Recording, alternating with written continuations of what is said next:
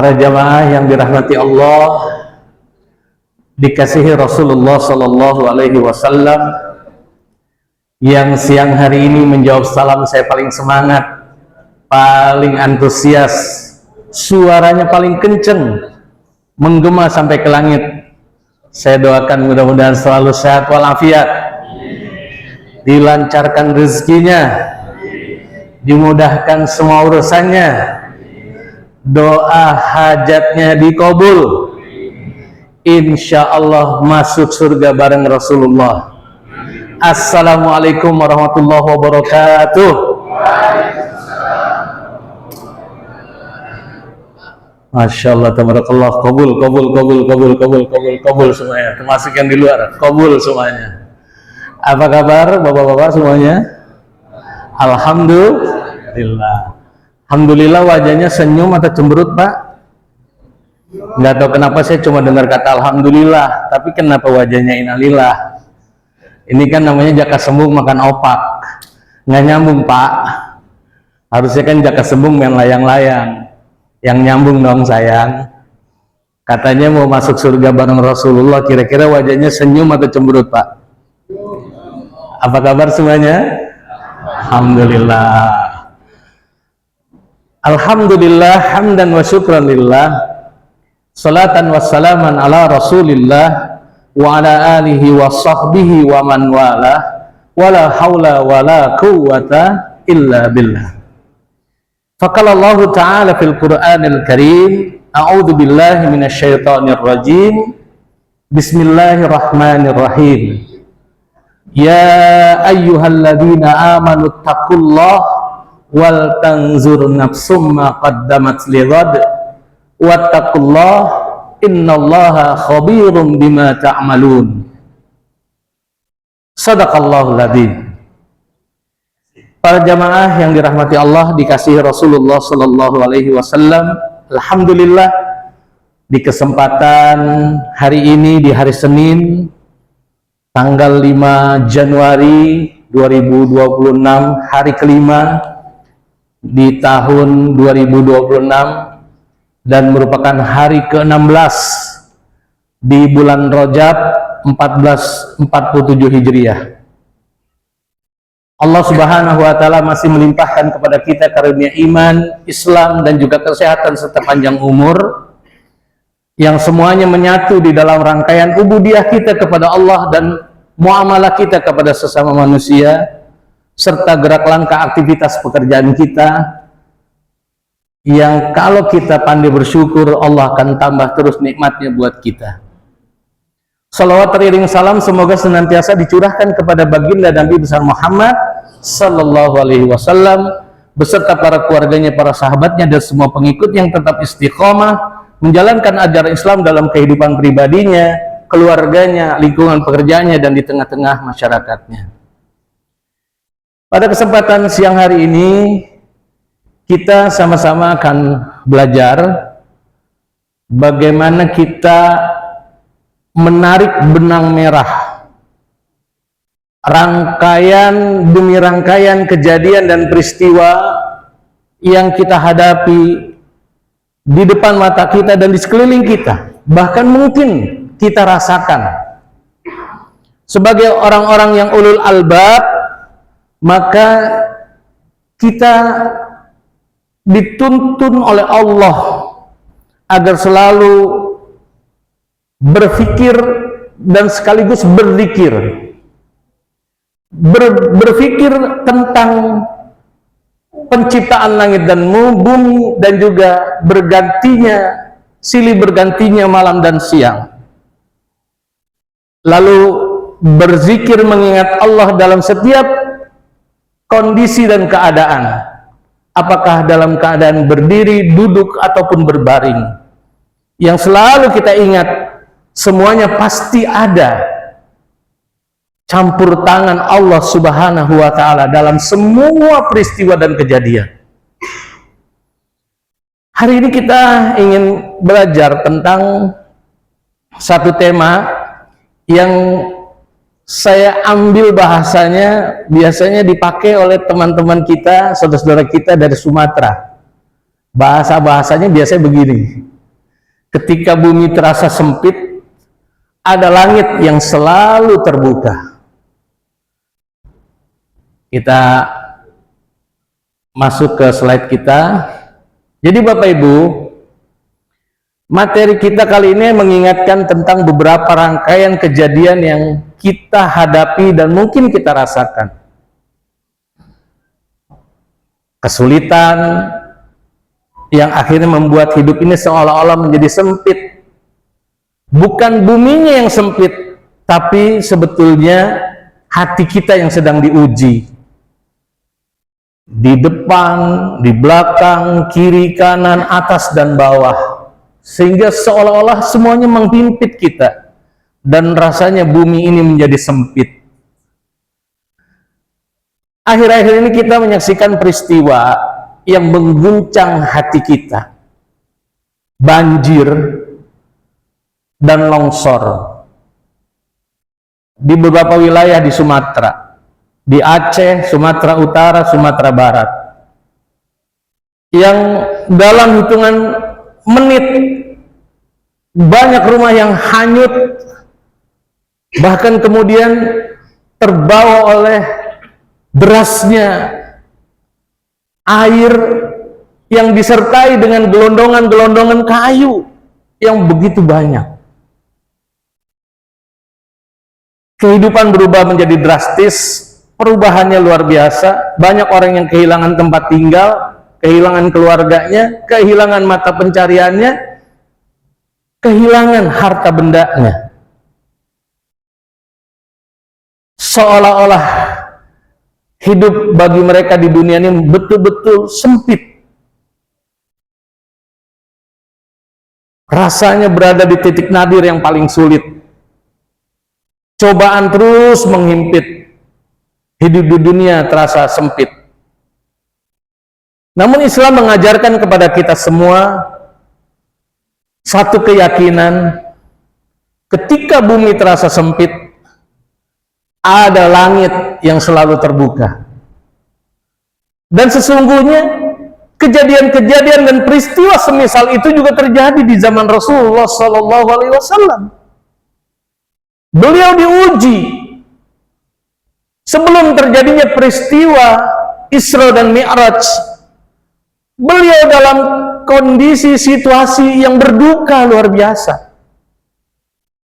Secara pribadi beliau ditinggal oleh istrinya, seseorang yang selama ini menopang dakwahnya, mendukung perjuangannya, membela dengan harta bendanya.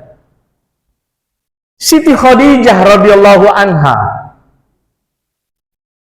perempuan pertama yang merangkulnya dengan selimut ketika beliau menggigil dari Gua Hiro, mendengar ayat Allah yang turun pertama kali, Iqra. Rasulullah menjawab waktu itu, ma ana biqari, aku nggak bisa baca. Iqra, ma ana biqari, aku nggak bisa baca. Dijawab suara itu 3 kali, ma ana biqari, aku nggak bisa baca. Mendengar perintah itu, ayat itu, Rasulullah menggigil. Iqra bismi rabbikal ladzi khalaq, khalaqal insana min 'alaq. Iqra wa rabbukal akram, alladzi 'allama bil qalam, 'allamal insana ma lam ya'lam. Beliaulah perempuan yang memang saat itu menjadi istri, walaupun terpaut usianya jauh 25 tahun dengan 40 tahun, tapi beliaulah yang selama ini menemani perjuangan dakwah Rasulullah. Secara pribadi beliau juga kehilangan pamannya Abu Thalib yang selama ini walaupun tidak memeluk agama Islam sampai dengan kematiannya, Abu Thalib mensupport, melindungi Nabi dari orang-orang kafir Quraisy, sehingga orang-orang kafir Quraisy sungkan, tidak berani menyentuh Nabi Sallallahu Alaihi Wasallam. Secara komunal, masyarakat saat itu sedang diuji oleh Allah dengan apa? Embargo. Mereka diboikot, tidak bisa dapat makanan, suplai makanan. Rasulullah yang berjuang berdakwah ke Taif ditimpuki, dilempari batu, berdarah-darah beliau. Gambaran ini menunjukkan bahwa bumi saat itu seolah-olah bagi Nabi Muhammad SAW adalah bumi yang sempit. Maka di saat itulah Allah tidak menurunkan pertolongannya di bumi, tapi justru memperjalankan hambanya yang bernama Muhammad SAW dari bumi dinaikkan ke langit sampai ke Sidratul Muntaha. Allah kasih langsung solusi jawaban dari permasalahan yang dialami oleh Rasulullah, bukan di bumi, tapi langsung di langit. Jadi peristiwa semisal ini terjadi juga. Hari-hari ini kita dihadapkan pada satu rangkaian peristiwa. Saudara-saudara kita bencana alam di Sumatera, Aceh, Sumatera Utara, Sumatera Barat, bahkan kemarin di Guci, Tegal. Dan bukan suatu kebetulan, rangkaian kejadian ini justru terjadinya di akhir dari tahun Masehi. Ada apa sebetulnya? Dan ini selalu berulang kejadian peristiwanya di akhir tahun Masehi. Bagi kita orang-orang yang beriman, nggak mungkin Allah memberikan bencana musibah ini kalau tidak ada pelajaran hikmahnya. Dan nggak mungkin Allah memberikannya begitu saja tanpa ada sebuah skenario yang Allah inginkan bagi kita. Atau misal bahasa kita, kebetulan aja lah itu kejadiannya di akhir tahun terus. Enggak. Memang pasti Allah ini semuanya by design. Semuanya dalam rancangan Allah Subhanahu wa taala. Wa makaru wa makarallah. Wallahu khairul makirin. Allah lah yang membuat desain semua ini terjadi.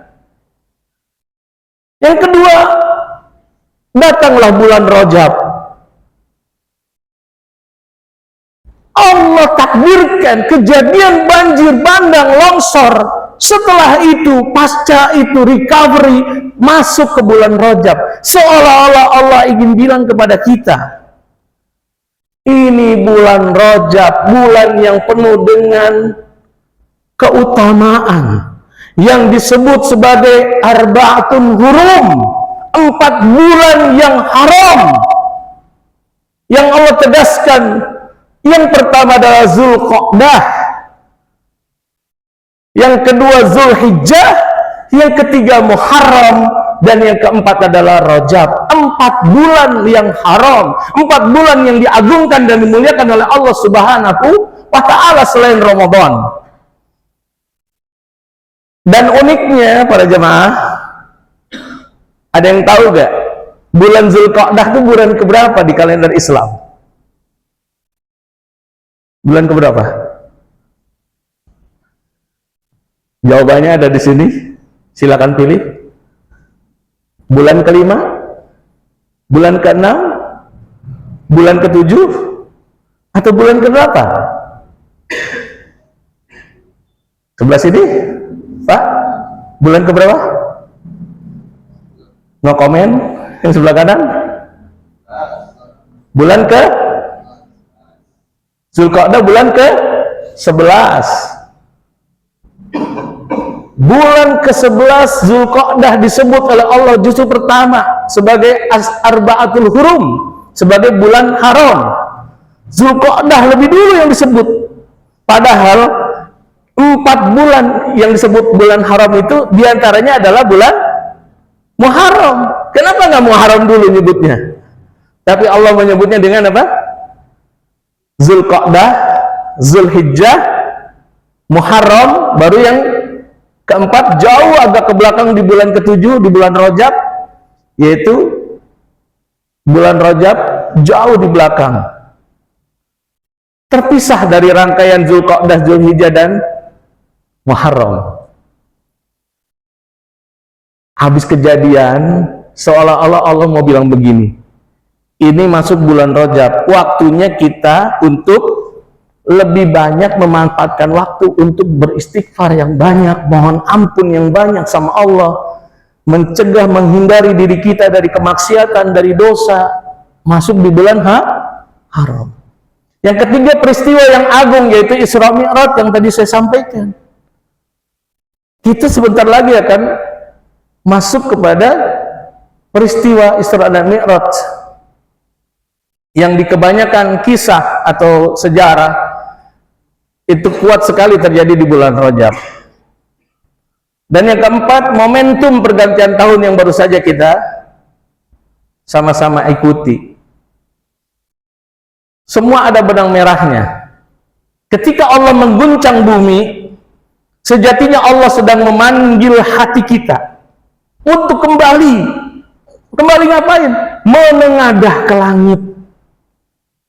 Mungkin selama ini kita jarang duduk sengaja mengadu kepada Allah, meminta kepada Allah, berdoa kepada Allah, menyampaikan hajat-hajat kita. Saatnya kita kembali menengadah ke langit. Manusia ditarbiyah langsung oleh Allah Subhanahu wa taala agar sejenak berhenti. Pause. Untuk apa? Merenung. Menumbuhkan kesadaran bahwa kita lemah, bahwa kita punya keterbatasan. Dan kalau kita sadar, sesungguhnya semua itu adalah rangkaian pesan Allah kepada manusia. Bencana, bulan Rajab, Isra Mi'raj, pergantian tahun, ini adalah rangkaian pesan Allah Subhanahu wa taala kepada manusia yang kita harus bisa menangkapnya sebagai orang-orang yang ulul albab. Karena ayat-ayat Allah bukan hanya yang tertulis di dalam Al-Qur'an, ayat-ayat Allah juga apa yang ada di alam semesta, termasuk kejadian-kejadian yang ada di dalamnya. Ada ayat-ayat qauliyah Al-Qur'an, ada juga ayat-ayat kauniyah yang ada di alam semesta. Dan rangkaian pesan Allah ini hendak Allah sampaikan kepada kita manusia. Ada pesan apa kira-kira yang Allah ingin sampaikan? Yang jelas pesannya adalah pesan cinta. Yang pertama, bencana. Dengan datangnya bencana, sebetulnya apa pesan Allah buat kita manusia? Ternyata di saat bencana itu datang, itulah cara Allah untuk menyampaikan pesan kepada kita. Manusia, bumi yang kamu pijak itu rapuh. Banjir, bandang, longsor mengajarkan kepada kita satu hal yang besar. Bumi yang kita huni selama ini, tempat di mana berdirinya bangunan rumah kita, gedung-gedung pencakar langit, ternyata kata Allah sangat rapuh. Jadi jangan pernah bersandar kepada bumi, karena bumi sangat rapuh. Di dalam surat Ar-Rum ayat ke-41, Allah Subhanahu wa taala berfirman, "Zahara fasadu fil barri wal bahri bima kasabat aydin nas." Telah nampak kerusakan di darat dan di laut disebabkan perbuatan tangan manusia sendiri. Allah membuat itu kemudian kita merasakan sebagian dari akibat apa yang kita berbuat, agar kita kembali ke jalan yang benar, agar kita kembali kepada Allah Subhanahu wa taala. Surat Ar-Rum ayat 41. Jadi kejadian-kejadian yang selama ini kita lihat, kita saksikan, yang saudara-saudara kita mungkin saat ini sedang alami, ini adalah cara Allah ini menyampaikan agar kita tahu diri, sadar diri, semuanya akan kembali kepadamu. Namun penting juga kita pahami bahwa bencana itu tidak terjadi, ya nggak selalu azab isinya. Bagi orang yang beriman, bencana itu nggak selalu azab. Bencana itu bisa merupakan pesan dari Allah buat kita. Allah ingin menghapus dosa-dosa kita.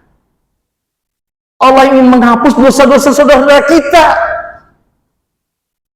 Atau yang kedua, Allah ingin meningkatkan, mengangkat derajat mereka. Dan yang terpenting, Allah ingin kita kembali. Bencana yang terjadi itu adalah cara Allah agar kita kembali ke jalan Allah. Para jemaah yang dirahmati Allah, tsunami itu terjadi tahun 2004 ya? 2004 ya? Berarti kurang lebih ke sekarang ini 21 tahun ya. Dan kejadiannya Desember juga kalau nggak salah ya. Ya di akhir-akhir tahun lah gitu ya. Dan ternyata tsunami yang terjadi itu, Bapak, nggak cuma sekali kejadiannya. Tsunami yang berakibat sangat fatal itu di tsunami yang kedua. Tsunami pertama itu masyarakat kabarnya semuanya siap, sudah bersiap gitu. Tapi begitu yang kedua, karena sudah dianggap selesai, itulah sapuan yang paling parah. Saya datang ke sana, semua rata dengan tanah. Pak Sekdes menunjukkan rumah beliau, sekretaris desa. Pak Ustadz, ini rumah saya tadinya ke bibir pantai itu ada 1 kilo ke bibir pantai. Sekarang Pak Ustadz lihat sendiri jaraknya cuma 50 meter. Dari yang tadinya 1 kilo jaraknya, sekarang tergerus oleh laut tinggal 50 meter. Kebayangkan para jemaah, begitu dahsyat tsunami. Bahkan ada seorang anak perempuan, kira-kira usia kalau dia sekolah SD ya, mungkin sekitar kelas 3 SD gitu, perempuan. Itu dengan begitu ringannya, nggak ada perasaan seperti trauma atau apa gitu. Nunjukkan ke saya, Pak Ustadz lihat nggak itu pohon kelapa? Saya lihat bang kelapanya, tinggi sekali Pak, 15 meter lebih. Gelombang airnya Pak Ustadz, waktu itu tuh lebih dari itu Pak Ustadz. Anak gadis 9 tahun bisa menceritakan begitu dahsyatnya tsunami. Saya didampingi oleh seorang driver, dan driver itu cerita kepada saya, Pak Ustadz, saya prihatin. Kenapa bang prihatin? Bayangkan Pak Ustadz, dalam waktu 3 hari, tsunami memang bisa membuat akhirnya orang ini kembali kepada Allah. Seperti takut kepada Allah. Di hari pertama mereka mencari jenazah-jenazah yang ada. Dicari, apakah ini suami saya, apakah ini istri saya, apakah ini anak saya, apakah ini orang tua saya. Sampai 3 hari mereka mencari seperti itu. Tapi sayangnya, ini driver yang cerita, begitu sudah masuk hari-hari berikutnya Pak Ustadz, mereka bukan lagi mencari jenazah, apakah ini saudaranya, orang tuanya, anaknya, atau familinya, bukan. Tapi yang mereka kemudian cari adalah, apakah di jenazah ini ada kalung emasnya, ada cincin emasnya, ada anting emasnya, yang kemudian bisa digunakan untuk bisa memperpanjang hidup. Seolah-olah tsunami hanya bisa mengingatkan manusia dalam waktu 3 hari saja. Setelahnya itu balik lagi.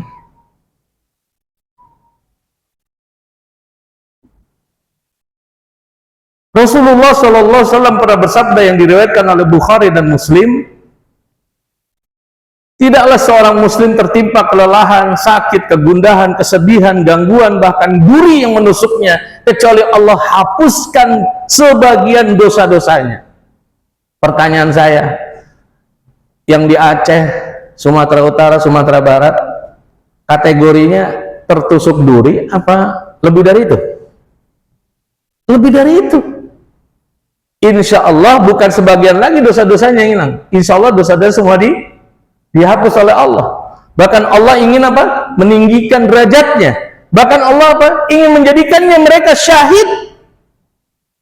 Karena orang yang tenggelam, tertimpa bangunan, tertimpa pohon, meninggalnya dalam keadaan syahid. Para jamaah yang dirahmati Allah, lalu apa benang merahnya?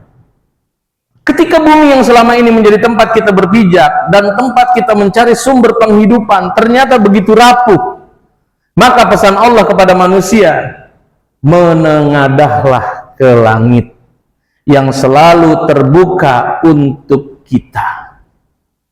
Saat bumi terasa sempit oleh musibah yang datang, oleh kesulitan, oleh ujian, oleh cobaan yang kita alami, Allah Subhanahu wa ta'ala, Allah Ar-Rahman Ar-Rahim, membuka langit dengan ampunan dan pahala buat kita semua. Jadi para jamaah yang dirahmati Allah, inilah justru kesempatan buat kita untuk kembali kepada Allah ketika bumi terasa sempit dengan berbagai permasalahan hidup, sehingga kita mengalami kelelahan batin, bukan hanya kelelahan fisik, masalah dengan keluarga, dengan anak, dengan istri, dengan pasangan hidup, dengan ekonomi kita, dengan tata kelola kehidupan sosial kita. Seolah-olah bumi ini menjadi sempit, masih ada langit yang terbuka untuk kita. Para jamaah yang dirahmati Allah, semoga Allah Subhanahu wa ta'ala menguatkan saudara-saudara kita dan memasuki bulan haram ini menjadi pintu kesadaran buat kita untuk back to Allah, kembali kepada Allah. Karena Rajab adalah saat kita berusaha meninggalkan bentuk kemaksiatan. Sya'ban, momen kita untuk bisa memperbanyak amal soleh. Ramadan, kita teruskan untuk memanen keberkahan yang sebentar lagi akan kita sama-sama jumpai. Karena waktu juga kupas-kupas si buah manggis, puas nggak puas, waktunya udah habis. Beli roti di pasar Kebayoran Lama, kue satu kita makan bertiga, maksud hatimu lama-lama, namun waktu yang memisahkan juga. Beli durian untuk sang kekasih, cukup sekian dan terima kasih. Semoga Allah Subhanahu wa ta'ala meridhoi setiap perjuangan kita, pengorbanan kita, dan ilmu menjadi ilmu yang manfaat, yang berkah bagi kehidupan kita. Kita tutup sama-sama dengan doa kafaratul majlis. Subhanakallahumma wa bihamdika asyhadu an la ilaha illa anta astaghfiruka wa atubu ilaik. Mohon maaf lahir dan batin. Wabillahi taufiq wal hidayah. Wassalamualaikum warahmatullahi wabarakatuh.